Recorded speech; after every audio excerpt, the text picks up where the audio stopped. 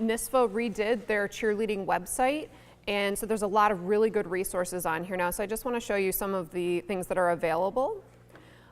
First, if you look at the rules page, this is now specific to cheerleading rules. So it gives you information here on where you can purchase hard copies of the book or electronic copies of the book. If we weren't in a school, this would go to YouTube for videos that are the 4 judges modules. And then we have the second coaches module up here, and the first coaches module is coming soon. We also have our safety score sheets on here, as well as a link to the safety website and cheerrules.org. And this last one that says legal and illegal video rulings is actually specific to the Georgia State Cheerleading website. And all 3 of these resources have a lot of videos for safety to help you understand what's legal and what's not legal. And then we have a judges resource page here, along with coaches. The coaches resource page is very similar to the judges. We have our reference sheets on here. Coming soon, there'll be a judges scribing sheet that will help you to scribe everything, and Josh is going to talk about that. We also have a judges tracking sheet and the combined score sheets and a separate score sheet. And new this year, we actually have an electronic scoring system that we're trying out in New York State. So there are directions on here for competition directors, but this is also helpful for you because it helps you to use this as well. So that's why we also put this link on here. Just wanted to give you a preview of the score sheet. So basically what a competition director does is they make a copy of this, and then they set up laptops, or they can also use iPads, tablets, and have that right at your table so you do not have to even use paper anymore. So on this, they would fill out before the competition all their team names and the divisions, and it would auto-populate on all the other score sheets. So if you are judges 1 and 2, which you're going to find this year that you're going to have 2 judges working together to complete a single score sheet. So these 2 judges would fill in their scores, and it would auto-populate on all of the results sheet. Same thing with judges 3 and 4. And then the deductions judges are here as well. There's some really nice features to this to help us not make mistakes. One of the things I saw last year was I saw a score that was capped out at 5. Someone mistakenly gave like a 6.1. If I were to put a 6.1 in a place that only allows a score of 5, it would reject it and give you a warning that that's not an acceptable score. What's also nice on here for deductions judges is they don't have to calculate anything, because we did see quite a few mistakes when it comes to calculating the total deduction. So you can see here, all I needed to do was put in the number of bobbles, number of falls, and it auto calculates everything for me. And at the end of the deductions sheet, there is a place for the comments when you have violations. And then all of this goes onto a detailed results sheet.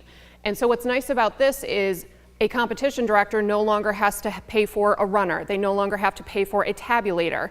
When you're done with the competition, as soon as they announce the results, they can download this as a PDF and send out the detailed results to all the coaches and all the judges, so everyone has that available. Obviously, we're piloting this for the first time, so there may be some glitches or things that we need to work out. So if you notice anything, there is an email that you can contact. I think it's mine on there, for the competition director. Just let me know. Or if you have suggestions, we've already had a couple really good suggestions for improving this system. Any questions? All right. And then a couple other things I want to note for resources. We have the progression sheets on here, and then down below here we have all the stuff from the training. So today, if you want to reference the slides that Bill and Josh are going to go through, they are right on here. I will note that I need to update the music training slide, but that will be updated soon. And then when we are done editing the video of this course today, that will be on here as well. So that's where you're going to reference that. And then Bill has been building a library of stunt and pyramid videos, so this can help to develop your understanding of progressions, which Josh is going to talk about today. So there's lots of resources here to help you be a better judge. And then the last thing is there is a Q&A section. So questions and clarifications. We have, I believe, 4 or 5 major clarifications that are going up, and those will be going up beginning of next week. And it will just be, you know, those bulleted items right at the top of this questions and clarifications page. But then you'll notice that there is a have a question, ask here. Any of you or coaches can go on and submit a question. It's just a Google form. Submit a question, and then that's going to be answered by the cheer subcommittee.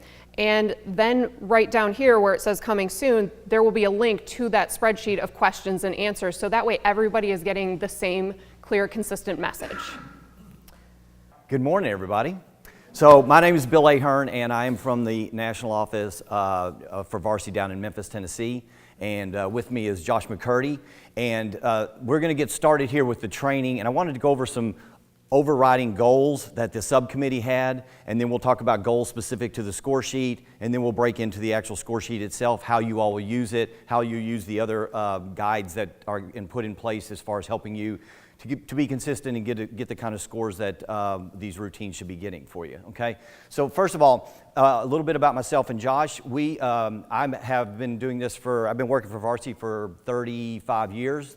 My main background is with UCA, although now I basically work with all the brands in some way or another. My main jobs involve safety. I work with the National Federation at the national level as well as the state level in regards to their safety manual. I also work with ACA. I used to work with the USASF on their leveling system as well with All-Star. As far as with the camp business, I do a lot of stuff with the curriculum, in particular how we teach skills, progressions, and then training judges and how we do judging at the different events. Josh is head of VROC. He also does a lot with our curriculum, and he, like myself, works with a lot of different state associations. So one of the things when I've been talking to New York is they were like, you know, can you all come in here? And then they ask specific questions of us, and we try to help them as much as we can with our experience as well as the knowledge that we've built up over the years. I work with about 10 different states specifically in varying degrees. Josh works with about 10 to 15 as well. And varsity on the whole works with over 30 states in some capacity with helping their state championship. For some states like Pennsylvania, we do everything from start to finish. For other states, like your all states, we help with the training of the judges. For other states, it's somewhere in between. Every state treats cheerleading a little bit differently, so it's kind of interesting to go from state to state. But one of the things we were able to help with the subcommittee here with New York is if they had questions about, you know, how should we handle this, I could at least bring to the table, well, Virginia does it this way, and New Mexico thinks about it this way, and kind of give some different variations of it. Okay, so that's one of the big goals was for us to come in and just kind of help give our experience and give suggestions. We didn't try to come in and take this over, which kind of leads me into the main point of this goal is varsity's not here to take over the state championship. That's not our goal. I don't want to take over your state championship. I don't have time to take it over. I want you all to run the New York State Championship the way you all feel best. I know that sometimes when people hear varsities coming into anything, some people are happy about it, and some people are not happy about it. And some people don't like varsity for various reasons. I don't know why. We're nice people. We're from the South. We talk slow. We say, yes, ma'am. But I understand that. Some people think, oh, here comes big varsity. But that's not the goal here. Our goal is for any of the states when they ask for our help or ask for suggestions is to give them the best suggestions we can so that the state can run the best event possible for their constituents, okay? And so that's what the big goal is here. The other goal, and the reason me and Josh are here is they really wanted, since they've done 5 trainings, they wanted consistency throughout the training. So I have been at every training. Josh he'll be at this one. Obviously, he's sitting right there. And he was at the first 2. And then Medea Butt was with me last week at those 2. So really, it's been 3 people from our side involved with delivering this message. So that's hopefully going to help with the consistency of the message along with some of the nice tools you have on your all's website, okay? So we're going to go ahead and get started. The first thing is the goal of the score sheet itself. So when I met with the subcommittee, they basically laid out everything. They said, let's kind of start from scratch and look at what we need to do. Where are we having some difficulties? What can we change to make this where more participation, where it's easier for the officials? And probably the first thing was, how can we simplify this process? Robert mentioned that your all's process was a little, I'll say cumbersome, and it was. It was very cumbersome. There's other states that are also very cumbersome, but that one of the biggest goals was how can you simplify it but still leave tools in place for your officials, for you guys, so that it's able to help you quickly make decisions on scores. And then also, how can we make this more simplified and allow the coaches to be more creative? Because when you start scaling everything to certain scores and certain progressions have a certain score that has to be assigned to it, you start decreasing like creativity and originality and things like that, which is one of the things that helped cheerleading grow for the last 50 years, 40 years. Okay, so hopefully the coaches will feel like they have a little bit more freedom to emphasize their strengths, hide their weaknesses a little bit more, and you all as officials, you're not going to be bogged down with so many things that you end up staring at sheets instead of just sitting back, watching a routine, evaluate it, and give your scores. Okay? That's what you're supposed to do. Because really, and we've been telling the coaches this, and we'll tell them this afternoon, we're not as, I'm never as worried that every time you score throughout an entire season of cheerleading, that if you see the same team 3 times, that their scores on difficulty are exact. I just don't care about that. Okay? What we do care about is that you consistently are evaluating every team the same way at that competition. Because ultimately, although I know scores are important to everyone, where the scores place you is what's most important. Who wins, who gets second, who gets third, who gets fourth. So we want the process to not bog down the product, meaning we don't want so many things going on that you have to think about that you miss the routine or you miss a lot of stuff about the routine, especially when it comes to execution. Okay, so that's kind of the big goals that they've had here. Creativity, make it easier for you guys. Okay, so let's go to the next one. So an overview of the judging.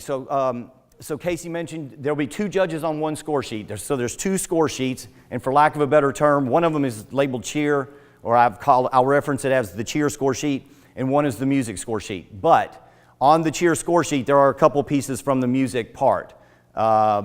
Tumbling and dance.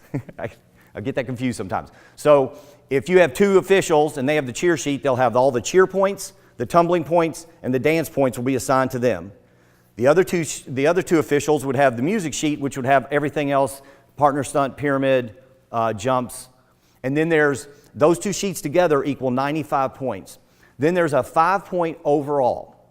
Every one of the officials will give their own 5 points. Then you 4 will average what those 4 came out to be, and that'll fill in that last 5-point square. Okay?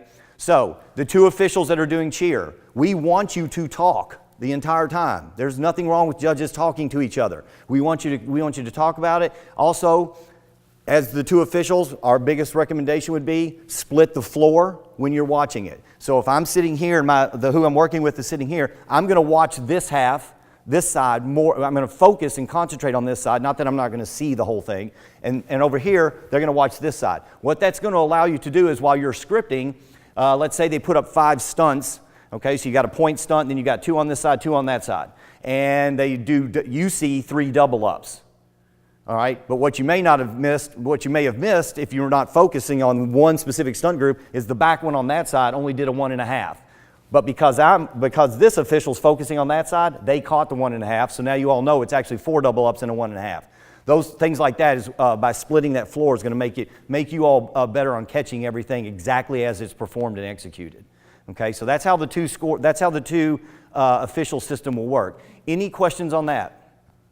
So everybody understand where the points are coming from and how that 5 points is done. So you got all 5 of y'all give what you're going to do out of 5, and then you average it together. Okay. And we covered all that. All right. So now let's go ahead and get into the score sheet itself. So unfortunately, because I don't have a poster board size one, I have to put these on. There we go. Some of us are getting old. All right, so we're just going to start at the very top of this score sheet and work our way down. First up on the score sheet is the cheer. So, the cheer was a point of contention in the state to some degree. Everything from we want it this way and we won't do it any other way to we don't want it at all. All right? But the main goal that I mentioned to the subcommittee was, and I put myself in a coach or an official's position, is when I looked at your old scoring system, I just couldn't figure out exactly how many points I'm supposed to give the cheer and how do I score that? Because I would ask them, I'd say, well, if I do stunts in a cheer, where do I get scored on that? And they go, right here on stunts. And I go, well, if I do stunts in music, well, it's right here on stunts. So the biggest goal was whatever points you assign to the cheer, I personally don't care, okay? But at least put it in its own spot on the score sheet. Now, as an official, if you have the cheer portion of the routine, you know exactly what they're supposed to do and how many points exactly they will get. As a coach, I now know exactly how to set up my cheer, how much time to put into it, because it tells me exactly what's going on here, as opposed to points almost being hidden all over the score sheet. So that was probably the biggest goal and was one of the things I think that made the score sheet easier to utilize right off the bat, is it reorganizing in this fashion, okay? So the cheer itself is 30 seconds minimum, and that will be timed by your safety person, correct? So the safety person will be timing that. And this afternoon, when we talk to the coaches, we're going to be talking to them more in a choreography stance than as opposed to how to apply points like we're talking to you all. And we're going to tell them they probably need to make sure they're doing 33, 34 seconds, because if you speed up at the competition a little bit and you cut it right at 30, you'll be at 28 and you're going to get a 5-point deduction, even though it timed 30 every time in practice because they were going a little bit slower. So we'll talk to them about how to set this up. But it's 30 seconds long minimum, so that during that time there can't be any music. Can it be 45 seconds? Sure can. If it is, you just keep officiating, okay, until they finish the cheer part. It's going to start when all the team is cheering. So if one person goes 1, 2, 3 or something like that, the time won't start yet. It'll start when they all start cheering, and it finishes when they all stop cheering, or the majority of them, okay, the majority of the team. All right, so that's how the timing will be set up and how the structure of it is done. It's worth 25 points total, and that's what we're getting ready to go through is this part here and go through the points, okay? So that's a basic overview here of the cheer. Now, the one thing I want to emphasize, there's two things I want to emphasize on the cheer part. You as an official, if you're working with the score sheet that has the cheer, you judge everything that's in the cheer. If I have the music and they do stunts and cheer, you do not judge that. You judge what's in the partner stunts during the music portion, okay? So, and we're going to emphasize this to coaches, because what we don't want is for a coach to put a jump sequence in their cheer and think, okay, good, I'm done for jumps. Because then on the music side where it says jumps 10 points, they're going to get a 0 if they don't do jumps then. But you'll see why this makes sense once we get into the score sheet, onto the cheer part. The other thing, and this is something some people are going to have to get used to and get comfortable with, this score sheet for the cheer part, it's not telling you anything in regards to you have to have at least 14 motions. 3 of them have to be a high V for you to score in this range. None of that. On the incorporation part, it doesn't say you have to have at least 1 stunt and you have to have at least 1 pyramid and you better do majority tumbling. Doesn't tell you any of that. All it does is tell you how to officiate what they do. So in the cheer part, if my team is really good at stunting, I'm probably going to stay with a lot of stunting for my incorporations or my visual parts. If I'm good at multiple things, maybe I'll do a mixture of a little bit. And then you as the official have to decide how many points do I give them by what these descriptions are saying. And that's what we'll get into here in a minute. The other thing that's good about how this cheer is done is that, and I'll use this comparison for the rest of the time, a competition cheer versus a callback cheer. Everybody kind of know what I'm talking about with that. Competition cheer usually has a little bit faster pace, motion sequences. It doesn't so much lead a cheer as it does talk about the team or that kind of stuff. It gives descriptions of things. Callback cheers tend to be a little bit slower, and they ask for the crowd to do something, and then they have times for the crowd to respond. That's the basic difference. Both of these styles will work on this score sheet if you do what the score sheet's asking. And that's your job as an official, okay? So one thing from an official standpoint, if you like one type or another, you can't favor it if the other type is doing what the score sheet asks. If you're a good official, then you should be able to take any score sheet and score that team accordingly. I'll give you a perfect example. I'm not real big on, like, everything has its place in cheerleading, in cheerleading routines. But me personally, I think that jumps and dance need to be scored less, because I think what's more entertaining or unique to cheerleading is stunts and pyramids and baskets. That's my personal opinion. But on your score sheet, they're emphasized more than I personally would emphasize them, But if I'm going to be a good official, I need to score like the score sheet's telling me, regardless of what I think. Now, there are a couple places on here where you get to use your opinion, like in the overall, and that's where you get to kind of, give out those last little bits of points on what you saw and how you liked it, okay? But from the cheer standpoint, regardless of what your style is or that you're comfortable with or you use with your squads, you got to do what the score sheet asks, okay? All right, so now let's get into the specifics of the score sheet. So the very first one is presentation of material, and it's for 5 points. On here it says encompasses energy, facial expressions, natural, volume, pace, and clarity of words, use of formations for crowd coverage, correlation of words to school's name, mascot, and colors. That's what it's telling you. That's how you generate this 5 points. Now, a couple things in particular I want to go over that it's mentioned in here. The very last sentence, correlation of words to school's mascot, colors, or name. That does not say that you have to do a callback cheer. Some people think oh my gosh, I got to do a callback cheer now. No, you don't. But what you do have to do, and what you're going to be looking for as an official is, do they at least let you know who they are? If I'm representing my school, I should at least tell you at some point what school I'm with, or what my colors are, or what my mascot is, okay? Now, do they have to mention all 3? They do not. Can they? Sure. If they do it well, then you're going to be liking that, and that score is going to go up. But that's what that last sentence, that's all it means, okay? Everybody clear on that part? The other thing that's really important in this one, well, it's all important, but clarity of words is really important in this. And it comes into play for these competition cheer versus the callback cheer style. So competition cheer style is usually, like I said, faster pace, okay? But if a team starts going at such a fast pace that you can't understand the words, then they're not getting as many points here. They're not building their points because it says clarity of words. It doesn't say like practicality. It doesn't say you have to lead anything, but it does say the officials have to understand what you're saying. So from a coaching standpoint, they may have to slow their pace down a little bit so that all the words are clearly understood. And pace is going to come into play on a couple of these as we go through here. All right? So is everybody clear on that, on how you use clarity of words, whether it's callback or a competition cheer? Both of them can be a positive or a negative, depending on the pace that they go, which is also mentioned here.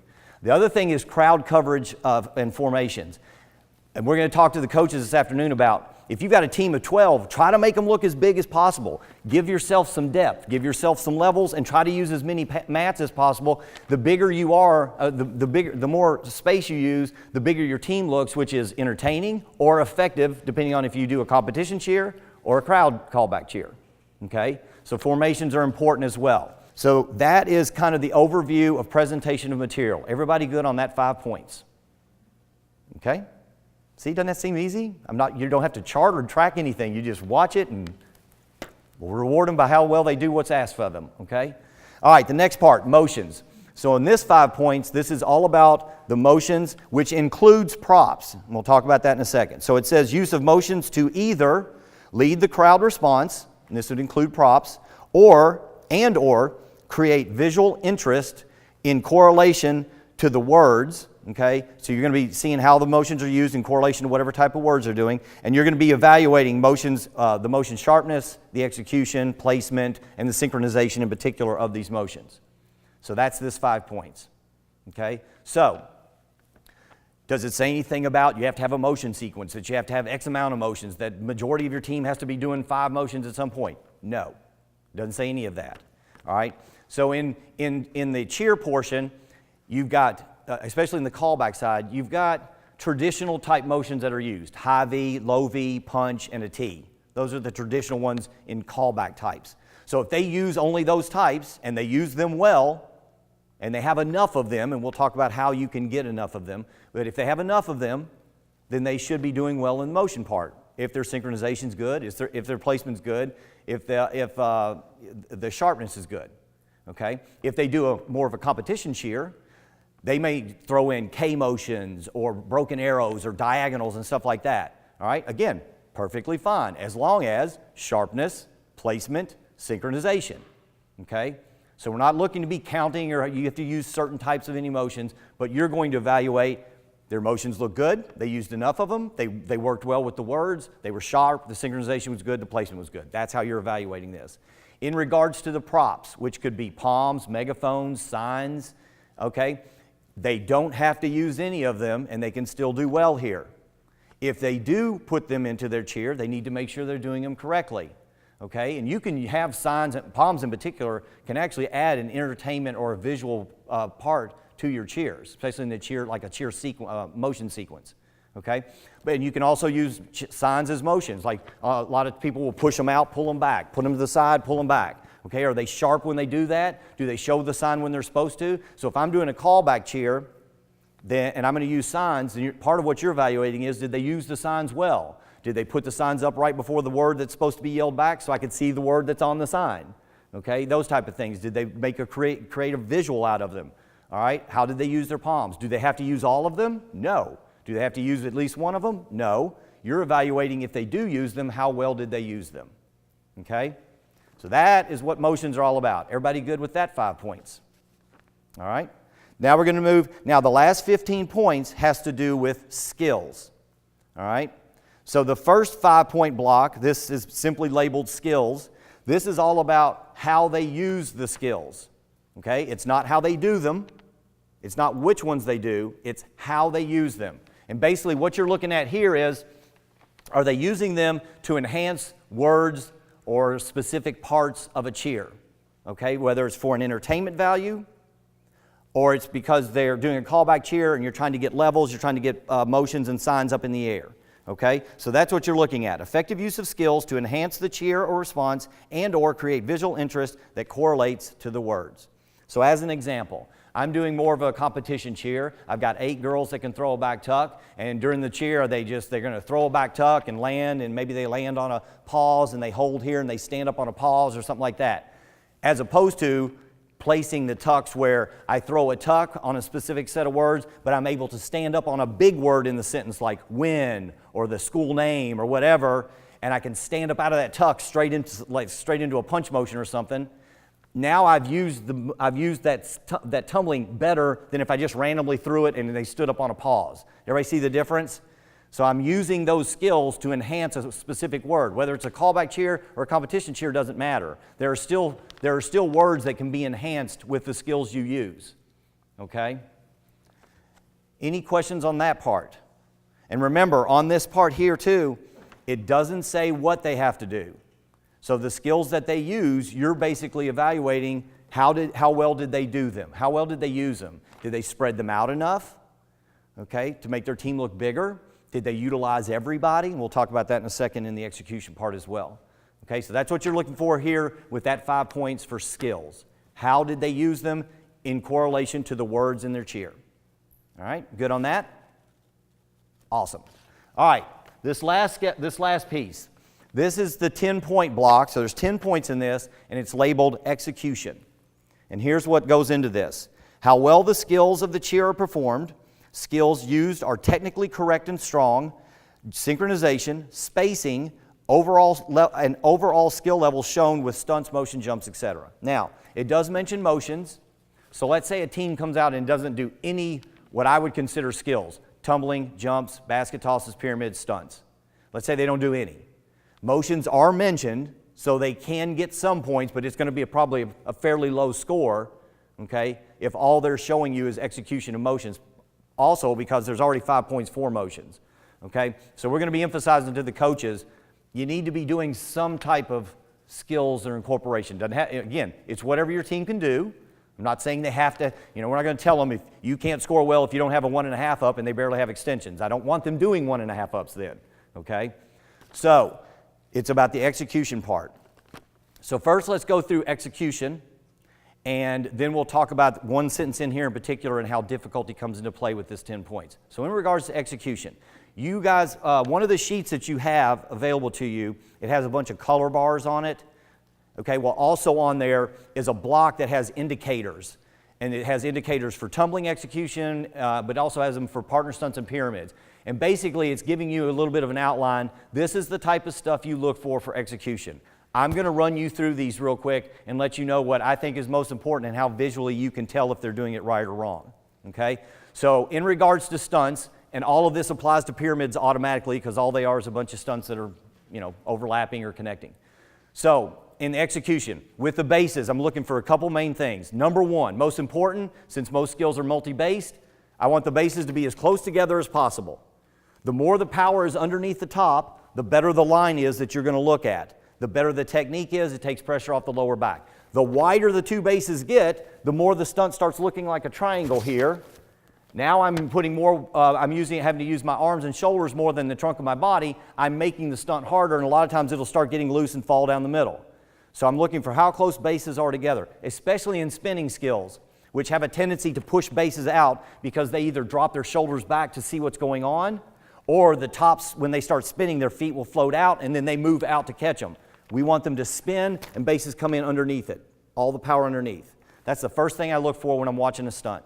The second part of the bases is I'm looking for how their stance is. I want them to be comfortable in a good, strong position. And the more they start standing like this, where I start dropping one foot back, I start getting into this arch position. I'm now using my lower back, and again, I'm getting wide again from my other base. So now I'm dropping into this triangle again, as opposed to this line here, which is better. Now we've gotten one of the questions we've gotten at a couple of them is, well, if I have bases that are different heights, how do you account for that? You're going to simply look and see what they do. If one base is 3 inches taller and only that base makes an adjustment by doing this, that's still not good technique. What you want to do is you want them to maybe adjust a little bit, whether they stay slightly bent or a little bit here, but then the other base needs to make some adjustments by driving their shoulders up even higher, make them not get on their toes, but drive their shoulders up even higher, as opposed to sitting in this natural position. The tops can make a slight bit of adjustment too with how they hold their hips. Okay, so it's a combination of making those type of adjustments. That's how we tell the coaches that they should look at this if they have bases of differing heights. Okay, so that's the execution for bases, the main thing you're looking for. The last thing on bases is I'm going to be looking that once they do extended stunts is that they continue to drive up through their shoulders. What you'll see a lot of times is stunts will go up, the bases will be, yeah, it's in place, and they'll relax their shoulders. And as soon as they do, their hips get loose, and now I'm in a bad position again to support weight. Okay? So visually, you're looking for close together, how their stance is, and are they driving through their shoulders. That's going to give you a whole lot of execution stuff to work with. All right? For your tops, one of the main things I look for is, do they put their weight in their arms? And visually, you can tell this multiple ways, but one of the easiest ways is for double base stunts, when they load in, if the bases are here and they stand up and their arms stay right into here, more than likely, the tops have not put their weight in their arms as much as they should because it's heavy in the base's hands. Whereas if I stand up here and I'm building momentum, more than likely the tops had their weight in their arms and they pushed down through the trunk of the body, allowing now I'm lighter in the hands, so I'm able to bring my hands up with me. So visually you can see, that's one of the ways that you can see if the tops are doing that. Also, you can just look at them and tell, are they strong through their arms? Are they staying tight here? Or do their elbows get up here like that kind of stuff? It means they're loose through their arms. Okay? Obviously, you're going to be evaluating flexibility, whether it's heel stretch, scorpions, arabesque, things like that. And then when tops get extended into their stunts, and even when they start transitioning, like if you're rewind down or leapfrogs or up and overs or from inversions to stand up, are they lifting through here the whole time? So a top goes up, I want to see, are they lifting up through here, which expands their rib cage, keeps their hips tight. If you see a top get up and then relax their shoulders, what happens? Their hips get loose, and you can see this visually because a lot of times the stunt will hit and then all of a sudden the bases will start doing this because they have to start making all these little adjustments to balance because the top has relaxed and now they're getting a little bit loose. So visually, these are all ways you can see execution. And this is throughout, like when Josh starts talking, but when he starts talking about the execution scores, it's the same logic. Okay, we just covered all the execution, whether it's cheer or it's music. For pyramids, all the same logic, and with the inclusion of you're going to be looking how the connections are. If my connection is like this, not good execution. My spacing's not correct. If I'm doing a hitch and I'm having to reach out here to make the connection, again, my spacing's off, or it may be back too far back or something like that. So you'll be looking at how the connections look. For release pyramids, for braced flip pyramids, I'm looking that they go as high as possible. If you do a braced flip and it goes right here, that tells me that the bracers are probably too wide or they're too far up the arm, so I don't have a full range of motion anymore. Same with like a Liberty, and you pop it up, it goes to a ball back, you pull it back up to something. I want to see good movement on that. That tells me there's better execution. Okay? Everybody comfortable with the execution part? So the last part of this is one line in particular. Overall skill level shown. That's where difficulty comes into play here. And it doesn't say how many points. It doesn't say you have to do this and you're going to get this many of the 10 points. But what it does say is that the team, you're going to be evaluating their overall ability level that they're showing you. So, do they have to do a pyramid, a basket toss, tumbling, and a stunt so they can show you their overall ability level? No. Matter of fact, it would probably look like a mess. And they would lose points in a whole bunch of other categories. They wouldn't have any motions and that kind of stuff. But what you are wanting to see is what skills do they do in conjunction with how well they did them. So a team comes out and does 5 straight up extensions. They've got signs. They look awesome. Their lines are beautiful. Execution's great. That's great. The next team comes out, though, and they do 4 or 5, let's say 4 or 5 full-ups with signs, and their execution looks great. Who's going to get more points? The full-up will. That's where you can do this. That's where you can give them that extra point or so and reward them for being a more talented team. Now, let's say a team comes out and does 5 straight up extensions and they're awesome, they look great. A team comes out and does 4 full-ups and 2 of them fall. Okay, so they did a much harder skill, but now they've got a fall or multiple falls. Okay, so first of all, are falls entertaining? No, they're not entertaining. Okay, execution has to be bad because they fell. You don't have great execution and falls. They don't usually go together. Okay, so now that team tried to do that more difficult stuff, but they actually hurt themselves. And the 5 straight up extensions did what they can do, and they do it well. They help themselves. They should have the higher score there.